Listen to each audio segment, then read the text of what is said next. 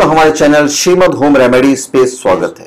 Subscribe करने के बाद आप ये बेल आइकन दबाएंगे तो हमारे जितने भी अपलोड्स हैं, जितने पॉपुलर अपलोड्स हैं, वो आपके पास ऑटोमेटिक मिलते चले जाएंगे।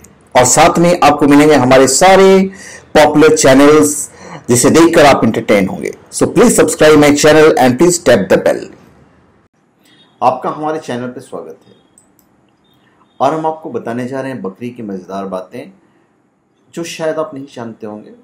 पालतू बकरी, अगर आप इसका वैज्ञानिक वर्गीकरण देखेंगे तो इनका जो वंश है वो रजुकी वंश है और ये स्तनधारी जीव में आता है।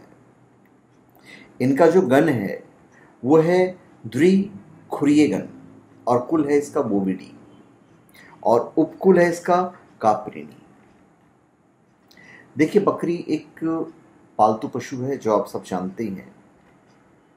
बकरी पालन का एक लाभकारी पहलू ये भी है कि इसे बच्चे और महिलाएं बड़े आसानी से पाल सकती हैं क्योंकि ये डरपोक किस्म की प्राणी है, तो इन्हें संभालना ज़्यादा मुश्किल नहीं होता है। वर्तमान में बकरी व्यवसाय की लोकप्रियता तथा सफलता का अंदाज इस बात से लगाया जा सकता है कि देश के विभिन्न प्रांतों में इसका व्यवसायीकरण हो रहा है।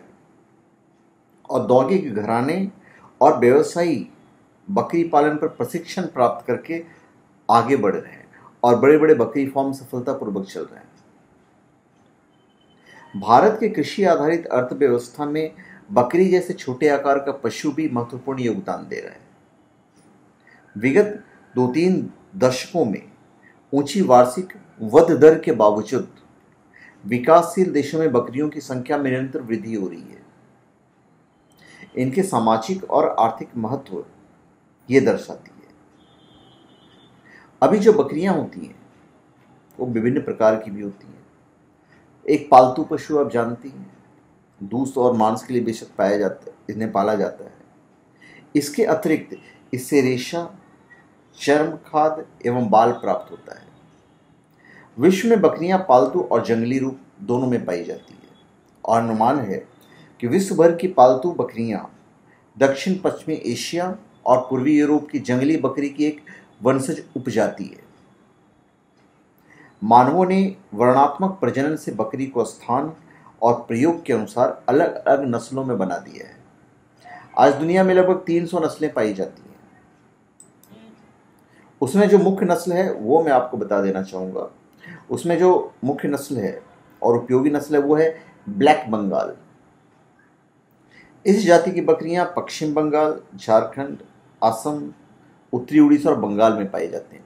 इसके शरीर पर काला, भूरा तथा सफेद रंग का छोटा रोंवा पाया जाता है। अधिकांश बकरियों में काला रोंवा होता है। यह कद की छोटी होती है और वयस्क नर का वजन करीब 18 से 20 किलोग्राम होता है, जबकि मादा का वजन 15 से 18 किलोग्राम होता है। नर तथा मादा दोनों में 3 से 4 इंच के आगे की ओर सीधा निकला हुआ सींग पाया जाता है। दूसरा जो नस्ल है वो है जमुना पारी। जमुना पारी भारत में पाए जाने वाली अन्य नस्ल की तुलना में सबसे ऊंची और लंबी होती है। यह उत्तर प्रदेश के इटावा जिले एवं गंगा, जमुना तथा चंबल नदियों से घिरे क्षेत्र में पाई जाती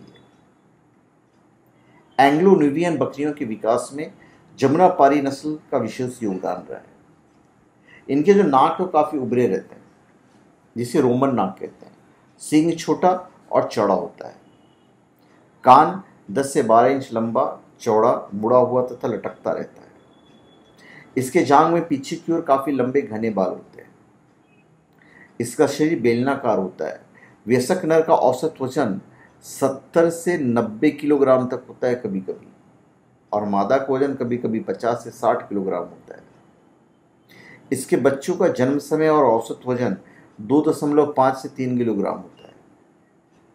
और इस नस्ल की बकरियां अपने गृह क्षेत्र में औसतन 1.5 से 2.1 किलोग्राम दूध प्रतिदिन देती है। उसके बाद है बीटल नस्ल। बीटल नस्ल की बकरियां मुख्य रूप से पंजाब प्रांत के गुरदासपुर जिला के बटाला अनुमंडल में पाया जाता है।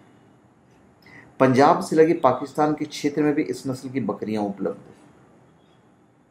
वयस्क नर का वजन कभी कभी 55 किलो तक चला जाता है और मादा का वजन कभी कभी 45 किलो से 55 किलो तक का हो जाता है। फिर है बार्बरी।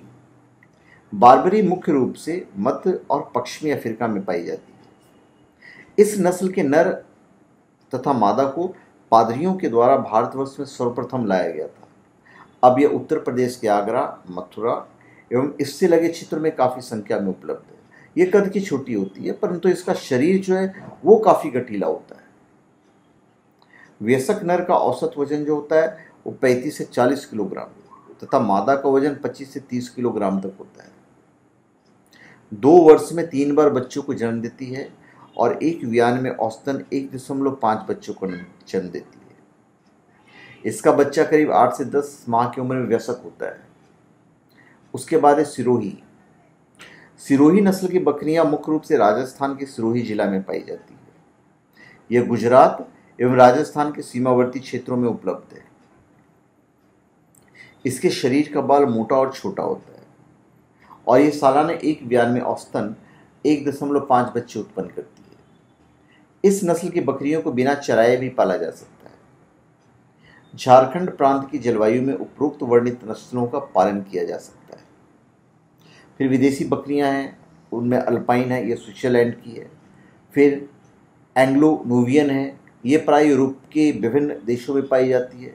यह मांस तथा दूध दोनों के लिए उपयुक्त है। फिर है सानन, यह स्विट्जरलैंड की बकरी है।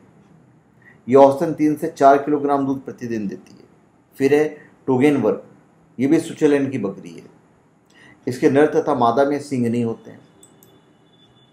इसकी एक खासियत होती है, बकरियों की पुतलियां जो होती है वो आयताकार होती है। इनकी वजह से ये बिना हिले अपने आसपास 320 से 340 डिग्री तक देख सकती हैं। मनुष्य बिना हिले केवल 160 से 120 डिग्री तक देख सकता है। तो ये फर्क है। संयुक्त राष्ट्र खंड एवं कृषि संगठन के अनुसार सन 2011 में दुनिया भर में लगभग 93 करोड़ से अधिक बकरियां थी।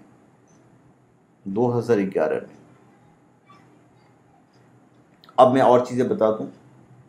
विगत 2 से 3 दशकों में ऊंची वार्षिक वध के बावजूद इनकी पॉपुलेशन बढ़ रही है। बकरी की खासियत है कि विभिन्न जलवायु क्षेत्र में अपने आप को ढालने की क्षमता रखती है। इसी गुण के कारण बकरियां देश के विभिन्न भौगोलिक भूभागों में पाई जाती है। बकरी की अनेक नस्लों का एक से अधिक बच्चे की क्षमता रखना इनकी खासियत है। बकरी के ब्याने के उपरांत अन्य पशु प्रजातियों की तुलना में पुनः जनन के लिए जल्दी तैयार हो जाती है। बकरी मांस का समाज में सभी वर्गों द्वारा बिना किसी धार्मिक बंधन के उपयोग किया जाता है। भारतीय उपमहाद्वीप और मध्य एशिया की लोक संस्कृति में बकरी को डरपोक माना जाता है। इसीलिए कई भाषाओं में बकरी को बुज कहते हैं और कायर व्यक्ति को बुज़दिल, यानी कि बकरी जैसा डरपोक। बकरी को चढ़ाई करने में काफ़ी आसानी होती है। जैसे आप देखेंगे, जब चढ़ाई होती है तो बकरियां बड़ी तेज़ी से चढ़ सकती है, जबकि अन्य जानवर उस तेज़ी से नहीं चढ़ सकते जिस तेज़ी से बकरी चढ़ती है। बकरी को कभी अकेले नहीं पालना चाहिए, इससे उनसे मानसिक तकलीफ होती है। तो धन्यवाद, आपका हमारे चैनल पे स्वागत है। आप हमारे चैनल पे सब्सक्राइब करें और अपने कमेंट दीजिए। धन्यवाद।